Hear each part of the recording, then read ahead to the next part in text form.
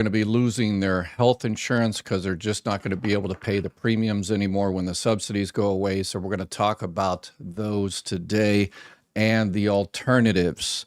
There are alternatives out there, but unfortunately, very limited circumstances, very limited eligibility, but we'll go through there, see if we can help as many people as we possibly can out finding those alternatives. And it seems as though this is also a live Q&A. We've already got some questions about SSDI and whether it's still going to be here for another 100 years. People with autistic children wondering if the child can work. So we'll get into all those, but let's go ahead and go down the list and see if we can help some people out there that are losing their health insurance for them and their families, or if you've got kids or nephews or nieces, let's reach out to them and try to help as many people as we possibly can. This is what we do on our channel here. Let's start at the bottom first. So across the board, looks like Medicare, Medicaid, the Affordable Care Act, all of that, they are slowly being cut back. Medicaid is losing about $1 trillion. Medicare, by the skin of its teeth, it almost got about $500 billion cut, but the continuing resolution put that off temporarily. So hopefully that doesn't come back again. But the Affordable Care Act, millions of people are going to be losing health insurance because of the Affordable Care Act.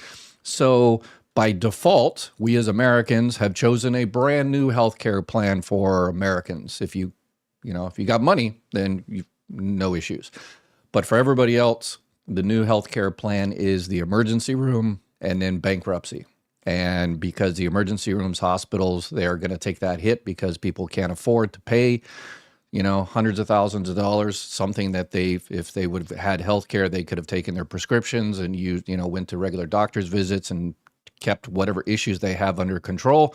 But when people don't have health insurance, they don't do that. They let it get worse and worse and worse until they can't handle it anymore. And then they go to the emergency room and they can't afford it because it's 10 times more expensive in the emergency room, and they go bankrupt, and the hospitals get stuck with that. And guess what? Its cost is moved over to everybody else, including people with employer health insurance and Medicare and everything. So that is the decision we are making as an American public, to choose the most expensive option possible. But okay, so in the meantime, for those people out there that can, let's talk about some of the alternatives. So let's go down. Medicare. All right, so if you're approaching 65 years old, you can go ahead and sign up for Medicare. That starts at 65. If you're currently receiving Social Security benefits, they essentially sign you up for that automatically at 65. A lot of people don't realize that you can also get Medicare early. You don't have to be 65. You can get Medicare at 35 or 30 or 25 or 45 or 55 if you have a disabling condition and you get approved for what's called SSDI, Social Security Disability Insurance. I ran the third business Social Security office in the country. I've personally taken hundreds of thousands of disability claims. It is a process. I've got a website, mygovexpert.com. You can go in there. It tells you about the disability process. We've got some retired Social Security employees that can help you through that process as well. But disability benefits. So Social Security defines disability as the inability to work. So your disability has to last 12 months or longer, or part I always hate saying, or end in death. So 12 months or longer. And your disability prevents you from working substantially. A lot of people out there can actually file for disability, but they think, okay, well, I can't file for disability benefits because I'm still currently working. And that doesn't necessarily matter if you have what's called, if you're working under what's called substantial gainful activity. So if you go into my website, the mygovexpert.com, 100% free website, one-on-one appointments we do charge for. That's the only thing we charge for. But it talks about eligibility requirements there, that you have to, the substantial gainful activity. And the substantial gainful activity for right now is $1,620. So all those people, if you're new to the community here, this is what we do. We talk about this information, we provide the information, the eligibility requirements for all this stuff, and if it doesn't apply to you, then great, awesome. but look out for those people around you. So if you know someone, a parent, a uncle, a niece, a nephew, or a neighbor, or something like that, that is having a hard time losing their ACA or just having a hard time keeping a job, and they have a job, but they're making under $1,620 for this year. Next year, it goes up to $1,690. But if they're making under that, that is called substantial gainful activity, and they can apply for Social Security disability benefits. There are thousands, probably hundreds of thousands of people out there that can actually apply for Social Security disability, but don't because, well, I am working part-time. I'm not making much because I can only work 1 or 2 days a week, or I can only get a low-paying, job or something like that because of my disability. Nobody will hire me. So I can't apply for disability because I'm working. I heard that in order to get Social Security disability, you can't work. Incorrect. Substantial gainful activity. So please, let's reach out to as many people as we possibly can and help those people. Now that you're part of our community, that's your new mission in life, to do exactly that. All right, so that's for Medicare. Again, 65 or disabled. And then we have, obviously, Medicaid through the state. And a lot of people, there's about $1 trillion that's going to be cut out of the Medicaid budgets over the next few years. And those are administered by the state. So a lot of people, one of the reasons they supported the cutting of Medicaid, because a lot of people thought they're not getting Medicaid. That's because Medicaid, unfortunately, is called different things in different states. Access in Arizona, and Medi-Cal and Denali Care and all kinds of different names. And they say, well, who cares? I don't get Medicaid, I get Access. Well, that's Medicaid. So Medicaid is low income, low resources health insurance. And you can have Medicaid and Medicare. If you are receiving Medicaid and you turn 65 or become disabled, you can receive Medicare and Medicaid at the same time. It covers a lot more. And then obviously there's CHIP, which is the Child Health Insurance Program, and those are also administered by the states. And if you go on my website, mygovexpert.com, and our brand new website, which is 24help.org, you can go in there, and there are a lot of group discussions that if you've got a question, you can help someone out. This is the place you go for Medicaid, Social Security, Medicare, food banks, and all the rest of it. This is a discussion forum for people out there to get help and help each other. So please use that. That's 100% free.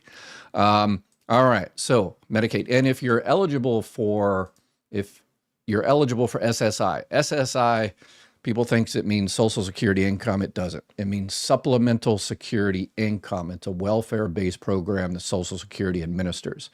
So SSI, you apply for that through Social Security, and who is eligible? Disabled or 65 and older.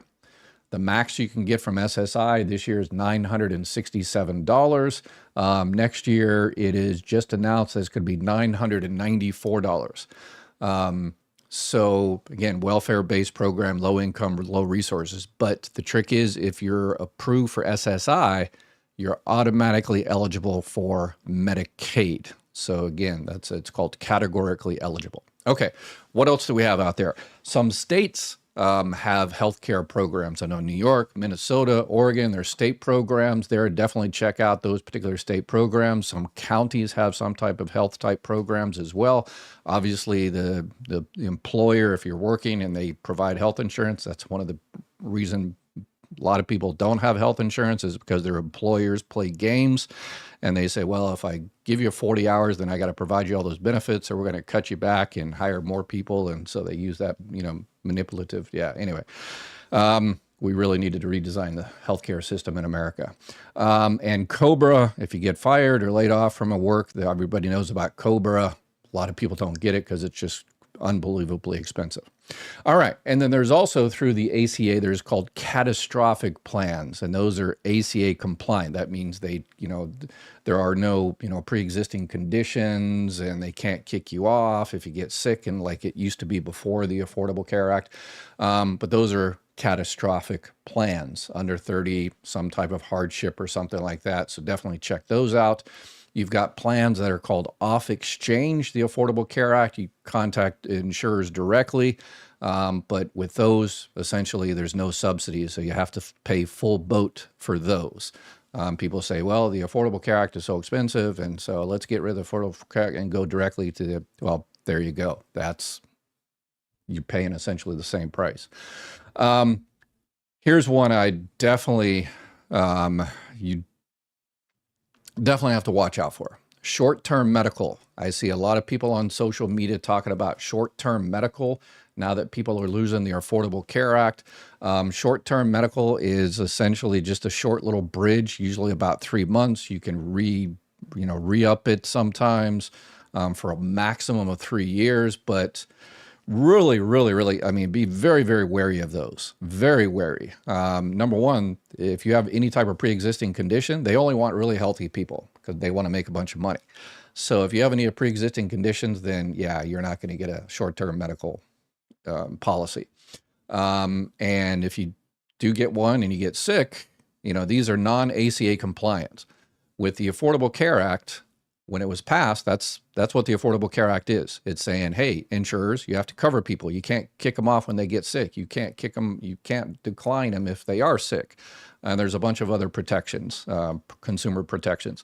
But those short-term medical plans don't have those protections. They can pretty much do kind of whatever they want. So they can deny you to begin with, and if you get sick, they can deny you. They give all kinds of different caps. We're only going to cover this much. And so I would be very, very, very, very wary if you check those out. Other options out there, healthcare sharing ministries. Those are usually through kind of, religious organizations where they kind of pool money together and take care of each other, but there's no guarantees on those. I've seen some that have been okay temporarily, and other ones, as soon as people start getting sick and start needing the help, then it's like, okay, yeah, we've run out of money, so be very careful on those.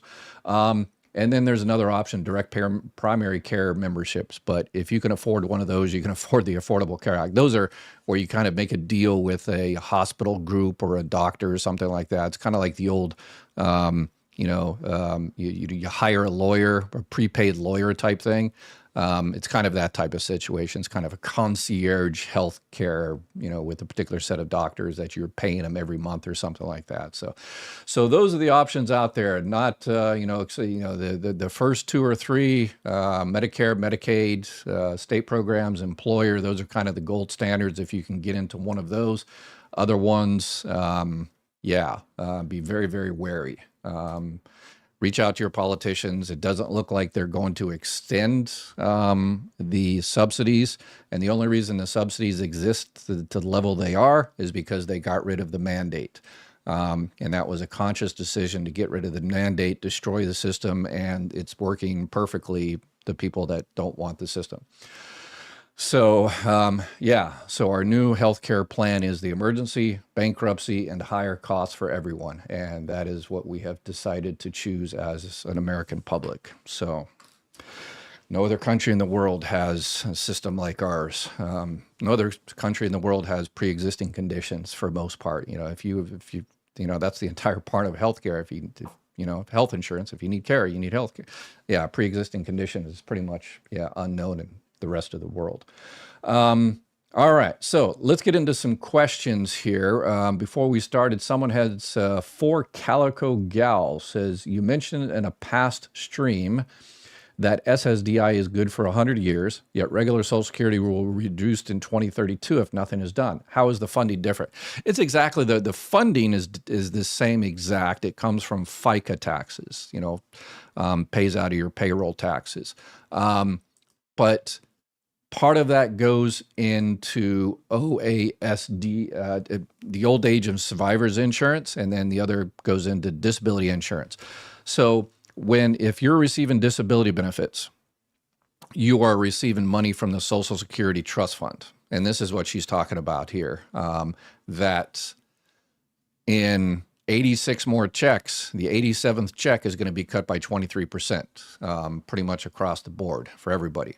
And that's consolidating these 2 trust funds. But basically there's the kind of the retirement spouse, surviving spouse trust fund, surviving children trust fund, And that's the one that's really hurting. And then we have another trust fund that is the disability trust fund. And then there's obviously another Medicare trust fund, Medicare Part A trust fund. But the disability trust fund is actually doing very well. It's estimated it's good for another 75 years.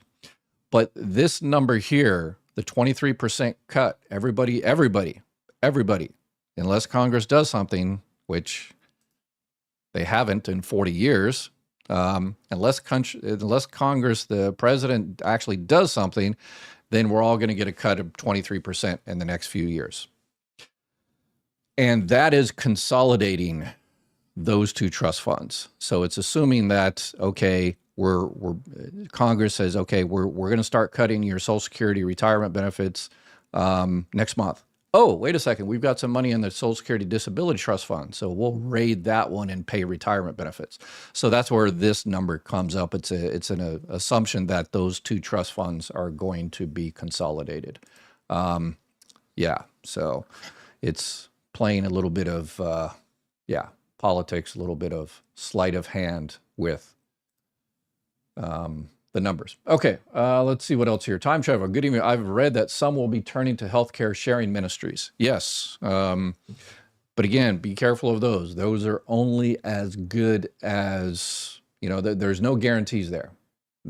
It's the word of whatever person or organization runs that says, yeah, give us all your money, and then when you get sick, it'll still be here, unless, they decided to take off with it or something. There is no real laws there that necessarily govern that. So be very, very careful of those.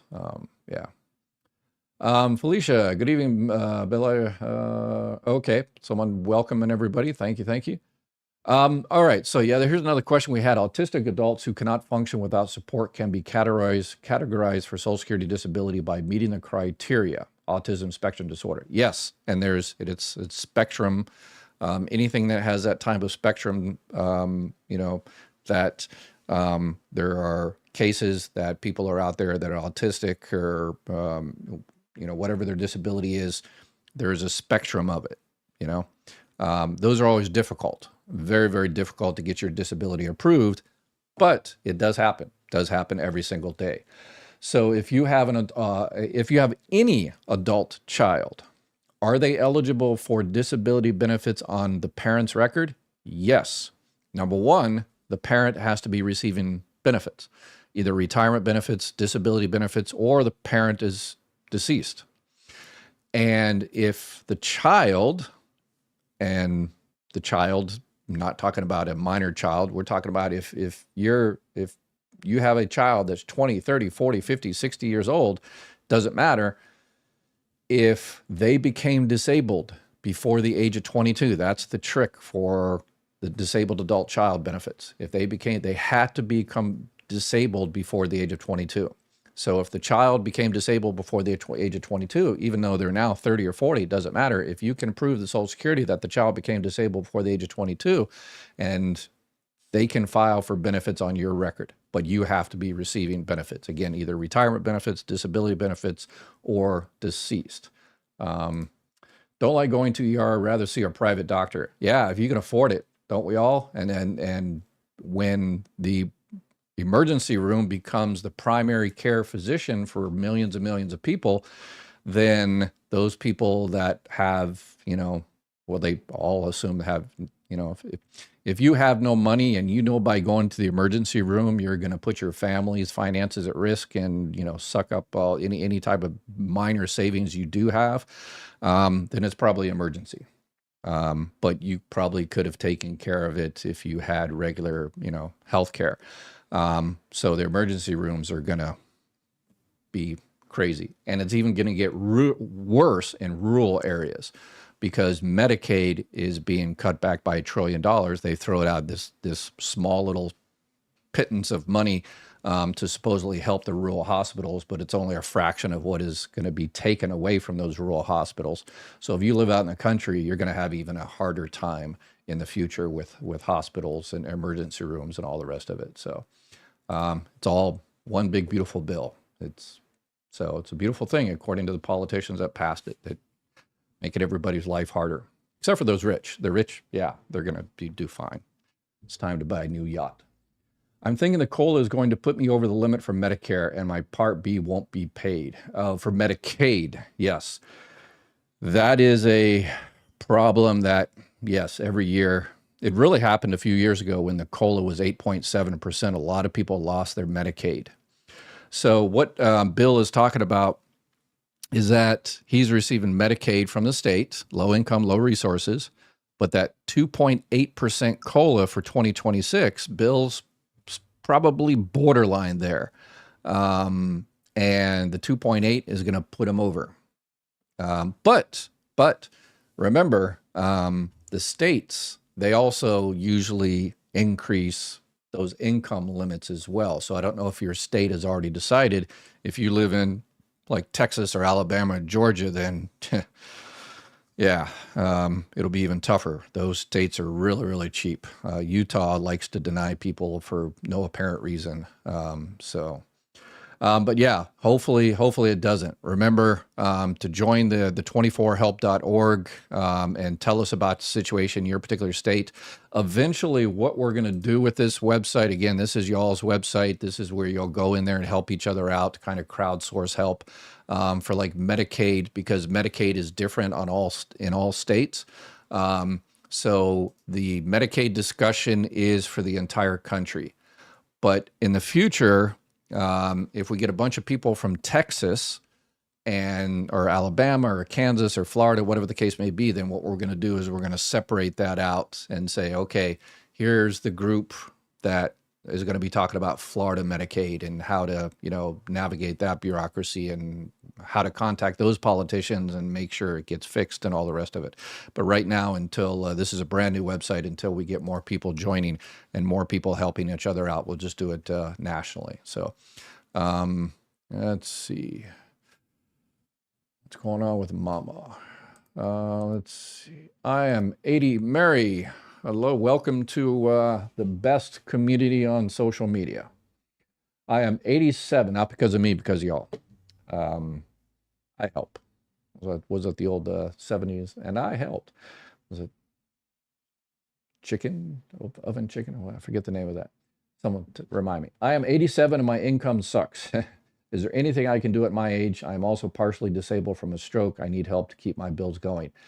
Yeah, I've got a video question about that as well. Once you hit your full retirement age, nobody gets disability benefits. That's one of the things I was going to talk about when the question came up about the disability trust fund. When you are on disability benefits, you're getting money from the Social Security Disability Trust Fund. When you turn your full retirement age, you're no longer on disability. They switch you to the regular retirement benefits, and then they start taking money out of their retirement trust fund. Your check stays the same. Most people don't even realize they were switched. Yes, Mary, for disability, no. If you're having a hard time, remember to reach out to Medicaid.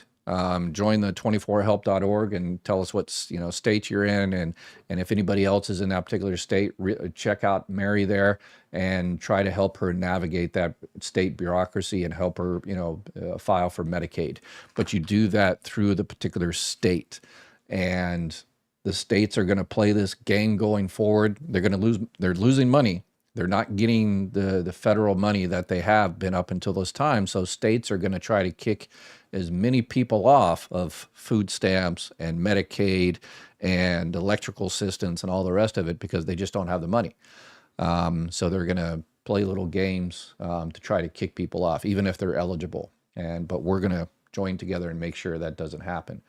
But definitely reach out to Medicaid, see if Medicaid will pay, because if you're eligible for Medicaid, they will also pay for if you're eligible for the higher levels of Medicaid, they will pay for your Part B premium, and that'll put an extra $185 into your pocket. So Gloria, exactly. So I live in DC and have QMB. What plan is best for me? So that's what Medicaid. There's higher levels of Medicaid. So QMB is the highest. You have Slim B and then QI. So the higher levels of Medicaid, you're eligible for the Part B. And this is another thing the states are going to do. Gloria there might be eligible for QMB, but DC, they lose a lot of money. And they say, well, Gloria, we'd really love to give you a QMB, but we're running out of money. So we're going to we're still going to give you Medicaid, but we're going to downgrade you to the regular levels of Medicaid. And then you're going to lose your Medicare Advantage dual eligible plan, and you're going to have to pay more out of pocket. And so this is, it's unfortunate. But the alternative healthcare system in America is always going to be available. The emergency room of bankruptcy. It's unfortunate. What Medicare plan is best for you? Nobody knows until it really depends on your particular situation. So you can reach out to Chapter there, make sure this is the time to do it. I just talked to the team over there at the Chapter before I started, and they're finally slowing down a little bit. It's been crazy. Everybody wants to, have Chapter help them. They support this channel, and they're the ones that essentially, help support the 24help.org, the website and everything. So, full disclosure, they, you call them up, and if they help you out, they support our channel and all the stuff we're able to do, which all takes money. And Chapter's awesome about doing that. But if you call them, use that number there and be prepared. So Gloria, call them up, have your current plan, if you have a current plan, have the name of the doctors you definitely want to keep. You want to make sure you address everything so you pick the right plan for you. So there's no surprises in January and February. So you have your particular doctors that you want to continue to have. You have your prescriptions right there. If you have a pharmacy that you like to use, your priorities. Do you need more dental, vision? You want to save as much money on overnight stays at the hospital, and you need to look at all the prices. If you have QMB, the prices aren't that big of a deal for you because everything is covered. But persistence for the rest of the years is super important. That's one of the reasons a lot of people are calling Chapter, is because they want Chapter to be in their corner the other 365 days of the year to fight in case you ever have any issues. So give them a call, and they'll help you out.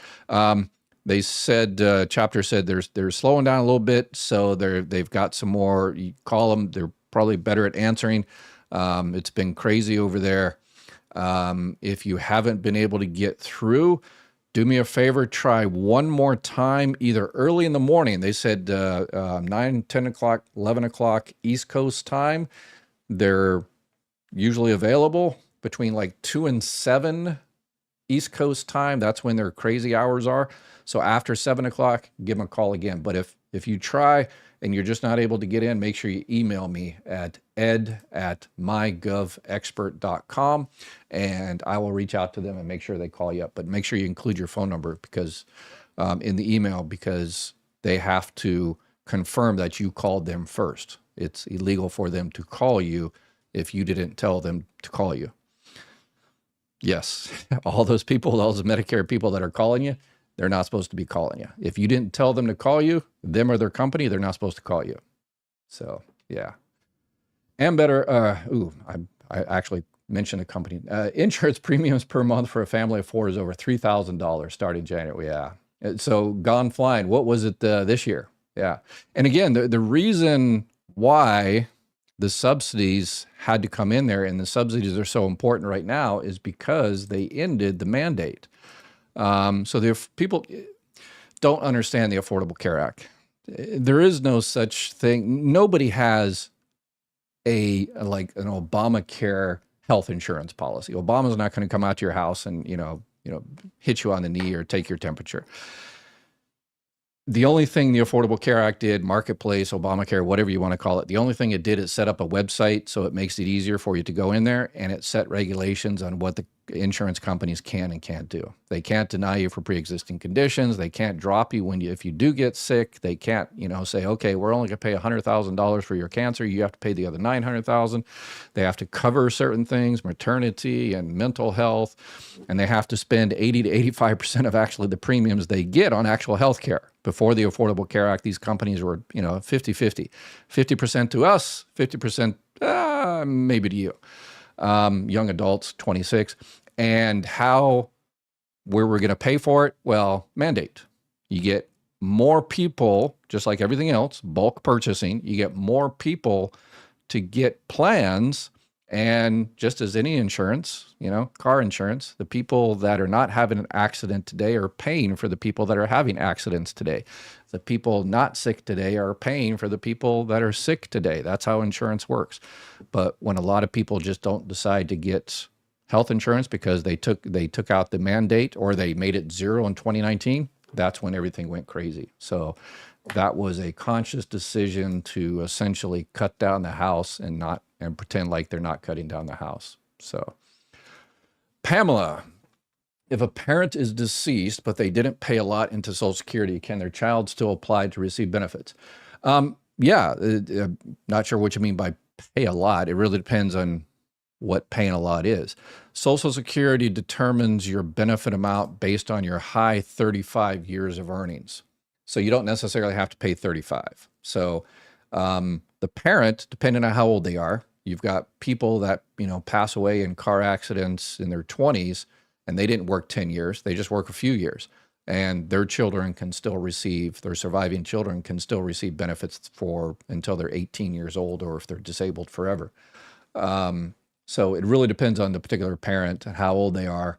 But yeah, normally if they're like in their 40s, 50s, or 60s, then they had to pay into the system for the 40 quarters, 10 years. So the other 25, it's nice to get more money. The more money you pay into the system, the more money you get back. But yeah, if you know somebody like that, if that's your particular situation or you know something like that, please, you reach out to Social Security and say, I've got a child under the age of 18 or that became disabled before the age of 22. We want to file for benefits for this child from the parent's record, and they will see if that parent is insured. If not, children can also receive disability benefits. And you're like, well, they never worked and the parent's not insured. How are they going to receive disability benefits? Remember? So this is part of the thing here is to keep you all aware of this. Medicaid, SSI, remember SSI, Supplemental Security Income? Children can also get that. If you've got disabled children and they're not insured, the parent is not receiving benefits, aren't not eligible, then children can receive SSI, Supplemental Security Income, based on a disability. So let's go out there and, help as many people as possible. Gold digger Patty. Okay. If my nephew, who is level 4 and will be turning 17 in January, when can he apply for it himself or have someone help him? How old do you have to be to apply? You apply right now. So if you've got a nephew that is disabled, as I just mentioned, insured on a parent's record, can get benefits as a disabled child, disabled adult child benefits from a parent's record, go for it. If not, then SSI disability. Supplemental Security Income Disability. If your nephew is not able to do it themselves, then Social Security will appoint what's called a representative payee, and the representative payee can file for benefits for the child, and the representative payee is responsible to make sure that those benefits go for that child's welfare. So don't delay anything on disability. Don't wait. Too many people lose money by saying, well, I'm going to go see a doctor next month. I'll wait for that. I'm going to get this new medical records next month. I'll wait for that. I need to get this document or that document. I'll wait till I get that. No. Call Social Security immediately and start the process. And then whatever comes down after that, you can just add to the file. Start the process. Please, please, please, please start the process. Because right now, Elon Musk and Doge, kicked out 7,000 people from the agency, and it's going to take forever to get a decision in most cases. So, oddly, I've had better success with 90% ER docs getting me diagnosed correctly, perhaps because they have routinely run labs, whereas my office visits do not usually perform labs. Yeah, sometimes, yeah. Yep. But, should it really be the primary care physician? If I decide to pay back the first year, what happens if my spouse is receiving benefits on my account? So same situation. If you withdraw your application within 12 months and you pay back that money, that means that that application never happened. So if you have a spouse that's receiving benefits, then they have to pay back that, except for a divorced spouse.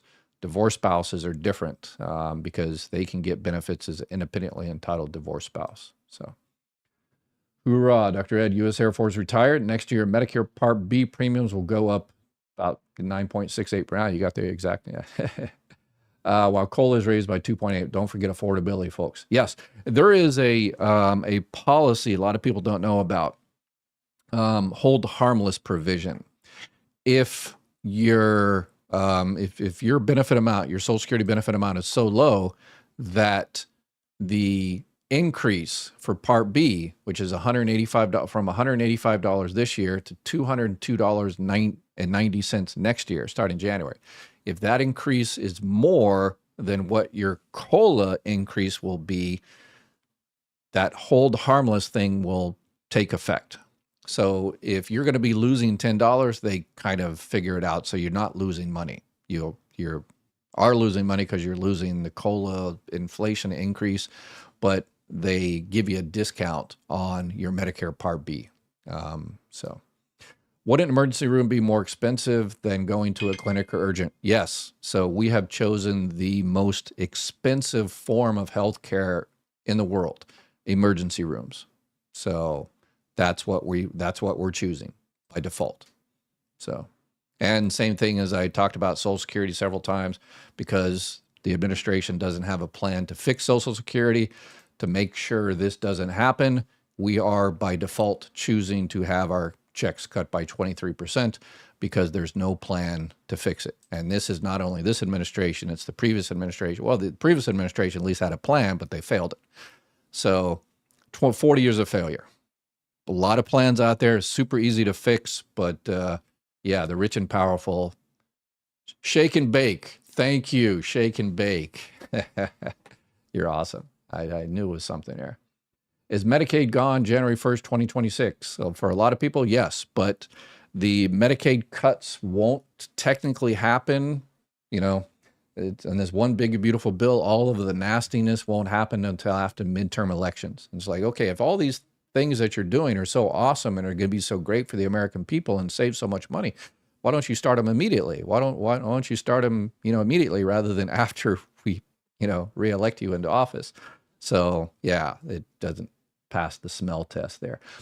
But states, even though a lot of this Medicaid stuff won't start until about a year or so, states see that writing on the wall. They see that they're going to be getting a lot less money here. And states, most constitutions and the state constitutions demand that they balance their budget. And they set up their budgets, about a year or so before. So if, just like anything else, so if you say, okay, well, next year I'm going to lose, I'm going to be, downgraded at work and I'm going to lose thousands of dollars. So maybe we shouldn't take a vacation to Paris, not Texas. Or maybe we should take a vacation to Paris, Texas instead of Paris, France, which I highly recommend going to Paris, Texas. They do have an Eiffel Tower. And yes, the Eiffel Tower does have a cowboy hat on top of it. So, ducking out, folks, falling asleep here. Yeah, I have that effect on people. So, all right, let's watch some answers, some questions people have that send in through video. Yes, thank you, Dr. Ed, for taking my question. I was listening to some of your latest YouTube information on Social Security and filing, and it seems as though maybe I needed to file before the end of November. Now, I will be 63 on December the 20th, so I thought that I would wait till my 63rd birthday before I filed. But if there's some reason I should file in November that supersedes that, I would appreciate if you give me some feedback. So I am going to file for my Social Security either at 62 sometime before December the 20th or. Okay. Yeah. When you start your benefits, 100% up to you. It really depends on your particular situation, whether you're working, whether you need the money, how healthy you are, life expectancy in your family, and all the rest of it. You don't necessarily, a lot of people think that they have to wait on their birthday or the January 1st or some anniversary or whatever. No.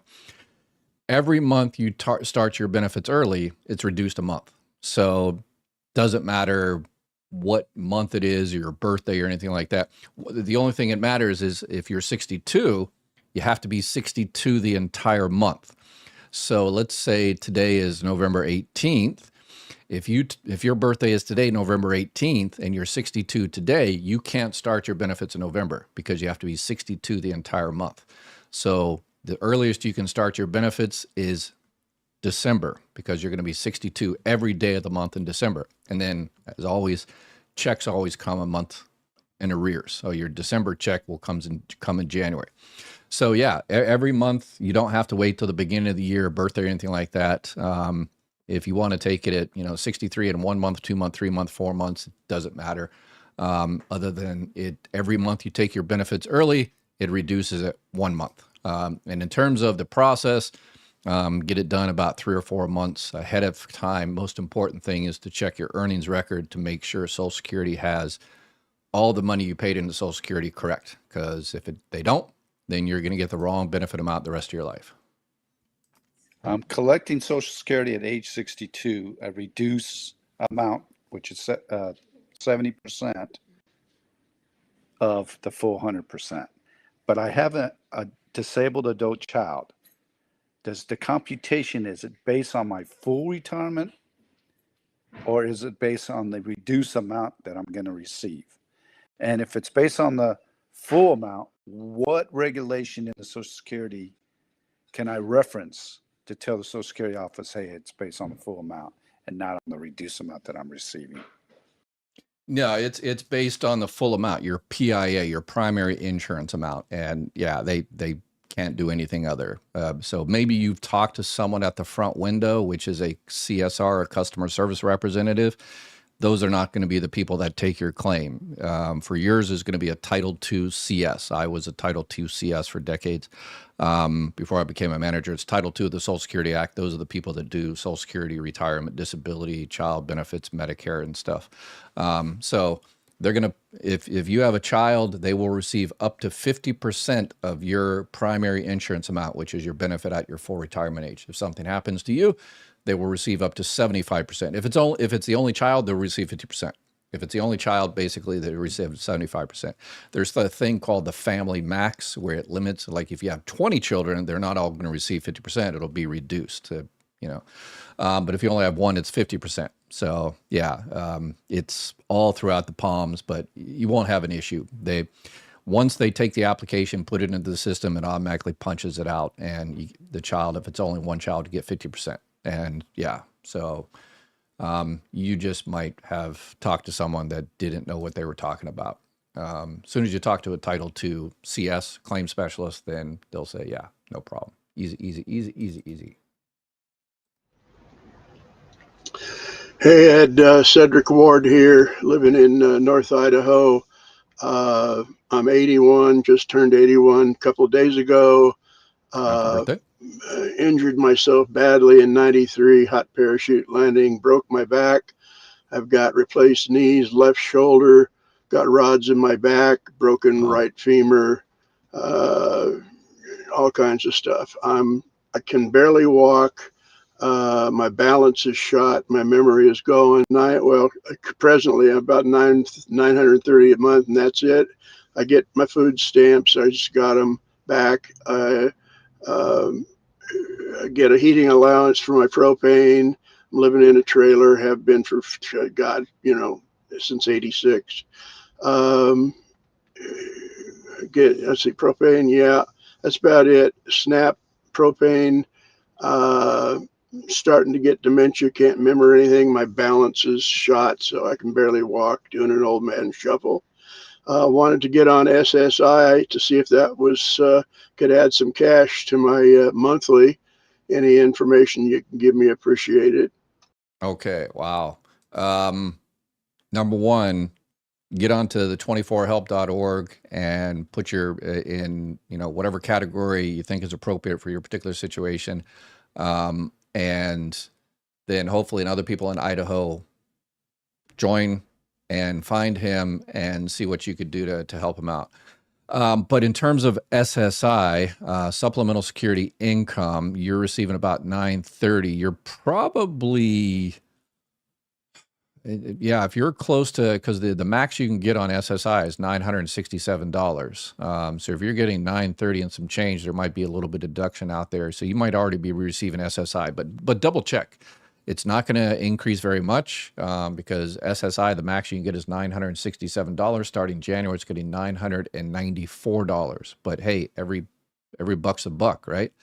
So call up Social Security and confirm whether, you know, you are actually receiving SSI. You don't have to be disabled because you're over 65. So SSI is available to you. It's called SSI Aged, A-G-E-D, Aged. So just confirm that. And because you have SSI, you're categorically eligible for Medicaid from the state. So hopefully you're not paying the $185, the Part B premium. And it sounds like you're taking advantage. I wish there was more out there.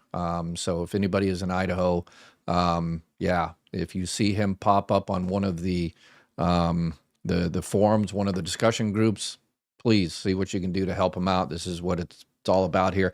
If you get enough people in Idaho, we'll set up a separate discussion group for just Idaho or Texas or Alabama or Georgia or whatever the case may be, to get y'all some more help. That's what it's all about, helping each other. Hi, Dr. Ed. So my question is, I was wondering, my mom died about 30 years after my dad passed away, but she never collected spousal Social Security benefits or claimed any death benefits. So I was wondering if the children are eligible for that now, or is that just kind of money that went unclaimed and it just didn't go anywhere? Thank you. Okay, so yeah, if for his surviving spouse, your mother, or anybody, if you're eligible for those benefits, there is no limitation, statute of limitations where, oh, I should have filed 10 years ago or 20 years ago. You might have lost all that money, but at least you can start your benefits now. So if I would definitely call Social Security, and what they do is they check the PIA, which is the primary insurance amount, his, hers, and they see if there's any more money that she can collect. And if there is, they will schedule an appointment and get that money. For kids, if the parent is receiving benefits, Social Security, disability, or deceased, the children can get benefits off that record if they're under the age of 18 or they became disabled before the age of 22. Other than that, no, unfortunately. Not even that embarrassingly low lump sum death benefit, the $255. You can't get that unless the children, if you've got a 40-year-old child receiving disabled adult child benefits and the parent passes away, there's no surviving spouse, then the child does receive that $255 because they're on that record. But yeah, it's embarrassing, that $255. Definitely doesn't cover anything. Thank you for listening to my question.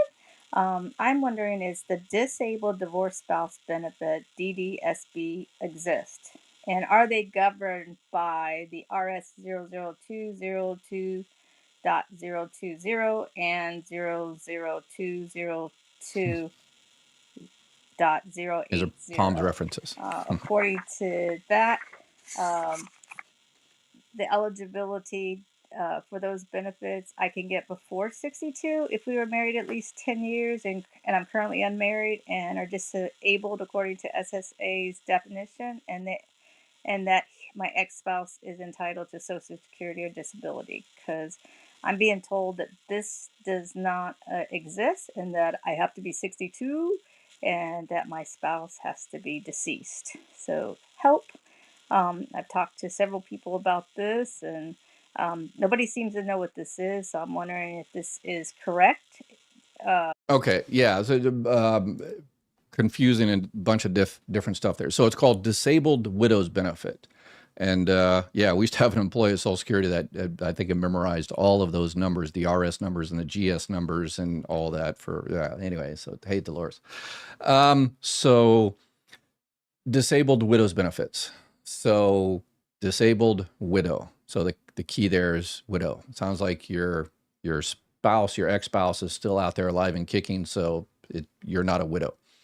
So the disabled widow benefits, and disabled widow benefits is only between the age of 50 and 59, and you had to be disabled within 7 years of that person's passing. So it's disabled widow benefits. So I know there's someone watching this right now that has someone in their environment, in their sphere of influence, using an old Cold War, I guess, thing, or kind of like 7 Degrees of Kevin Bacon type stuff, where you talk to someone else and they know someone that needs this help. So this is what we do here, is y'all go out there and do that. So disabled widow benefits. So if you know someone that is a widow or widower, doesn't matter, male or female, and they're disabled, but they're saying, oh yeah, I like to get disability, but I never really worked. I was a stay-at-home mom or dad or whatever the case may be.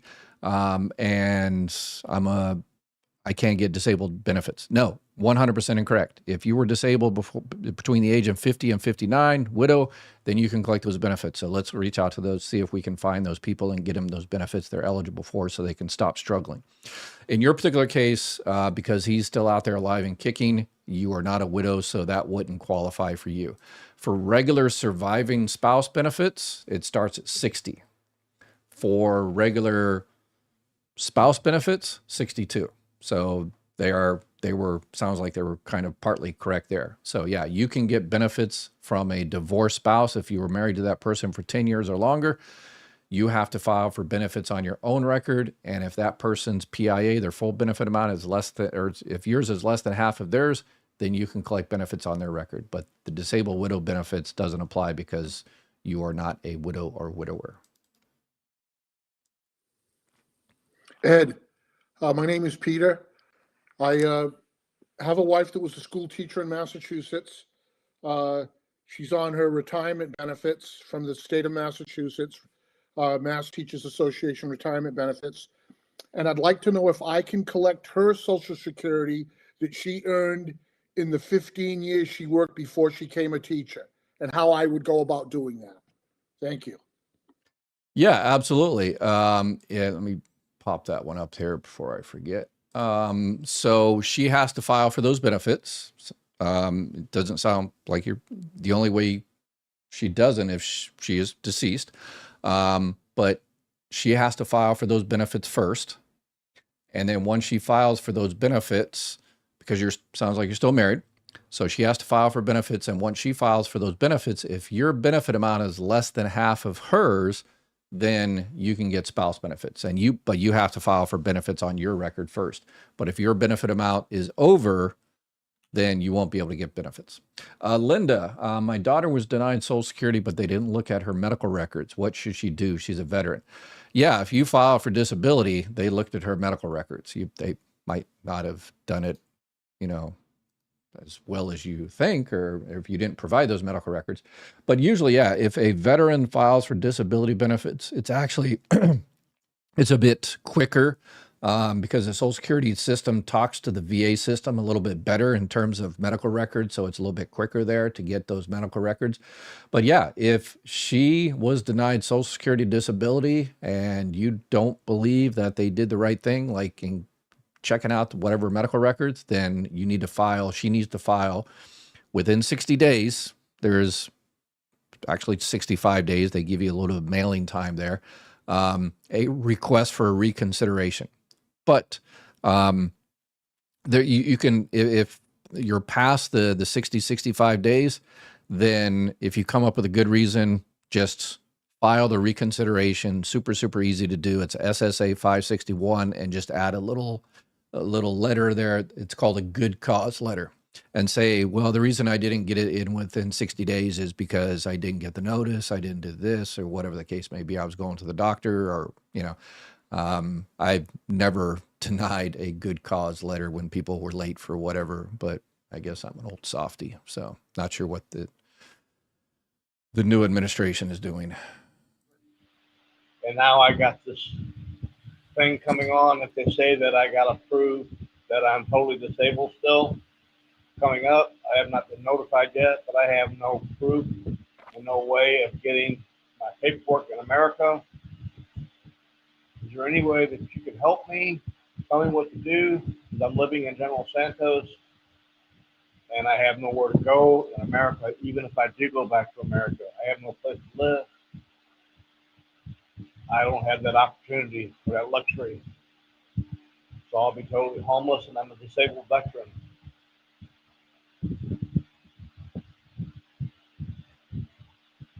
Okay, so sounds like living in the Philippines there and is receiving disability benefits from Social Security and is under his full retirement age, and now they're saying that they want to review your disability. That's part of the continuing disability review. We're going to see a lot more of these. The administration has decided to increase CDRs, the continuing disability reviews, make it more difficult for people to keep it. And find fraud, waste, and abuse. So that's what the CDRs are for. So that's a good thing.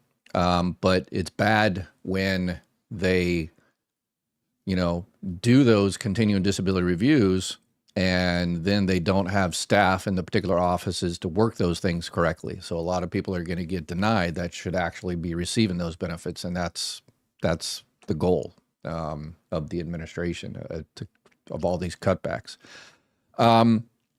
So yeah, if you got the packet, you already got the CDR, the medical CDR, the continuing disability review, or you didn't, or you anticipate getting it, whatever the case may be, don't worry about it until you actually get it. Once you get it, you just fill it out to the best of your ability and just return it. That's it. There's a short form and a long form. Depends on what you get. If you fill out the short form and they don't do anything, then you're done.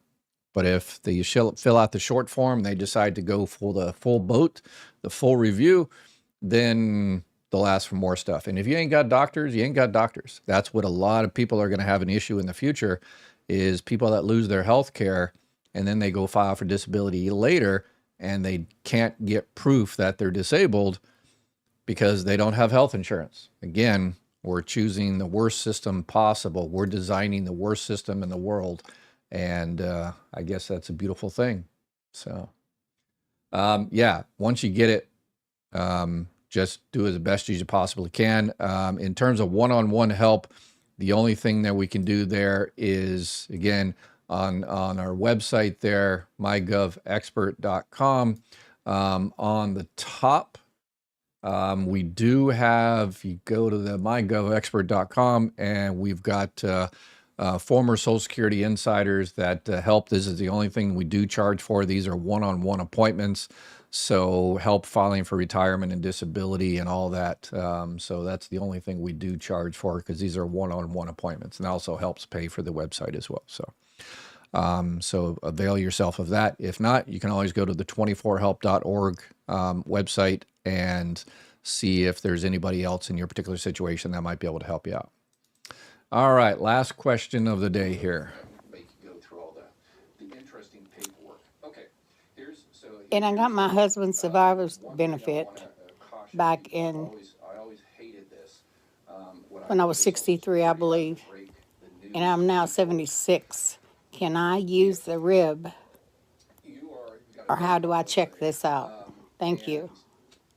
All right, so if you're receiving survivor benefits and you never, so RIB is retirement insurance benefits, so she knows the acronyms there. So if you're receiving survivor benefits and you have been for a while, 5 years, 10 years, 20 years, 30 years, you should really check this at the very max at 70 years old, because if you don't, you're going to lose money. But yeah, your retirement insurance benefits on your own record. Contact Social Security, go on to SSA.gov, look at your PIA, your primary insurance amount, the benefit you would receive at your full retirement age. And if you're past 70, then you're going to get those delayed retirement credits, extra money. But call Social Security and say, hey, I'm receiving survivor benefits. Can I get any more money? Can I switch on to my own now? Is it more money on my own?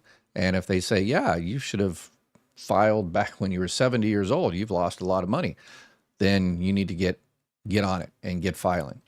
All right, we've got one last question here. Marcia, does Family Max include survivor benefits for wife, and then wife that was married illegally because husband never divorced his first wife, illegal wife, had a child, and whoa, wow, that's the Family Max For previous spouses, one doesn't affect the other. It only affects kind of the like children in a household. So if you have like 3 children and a auxiliary child in care or something within that household, the family max affects them.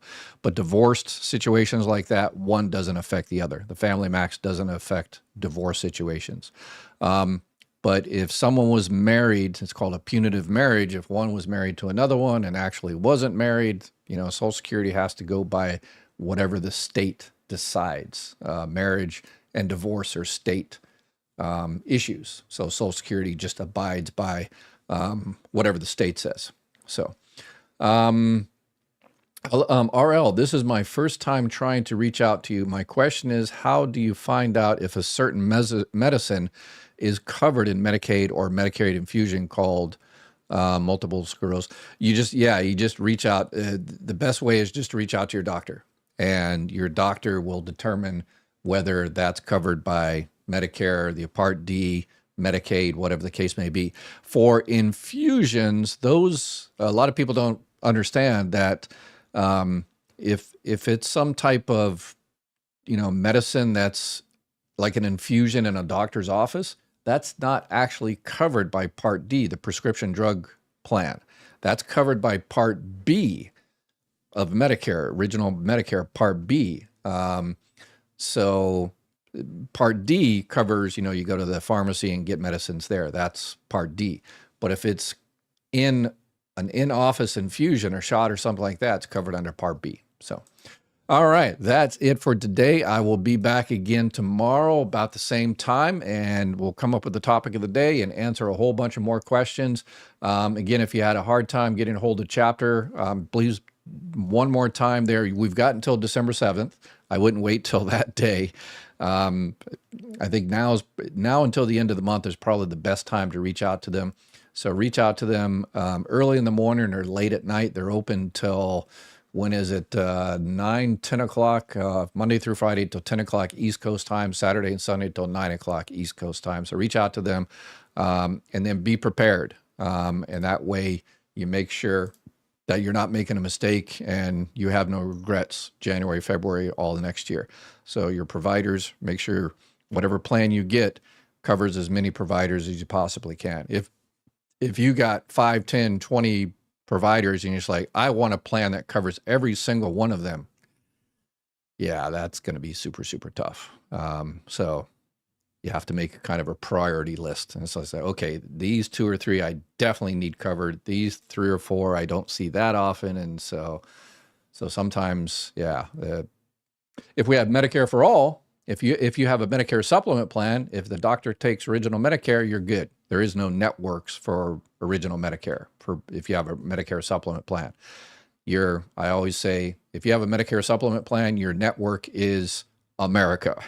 Any doctor in the country that takes Medicare, and people say, well, this guy, and is accepting new patients. So people say, well, Ed, you said any doctor in America will accept my Medicare supplement, but this doctor won't. That's because they're not taking new patients. So, but they accept it. They're just not taking new patients. But that's a whole different issue. They accept your Medicare supplement. It's just, until I guess, Anyway. All right, that's it for today. Y'all take care. Have a beautiful, beautiful night. And please, please, please, please take care of each other. Bye-bye.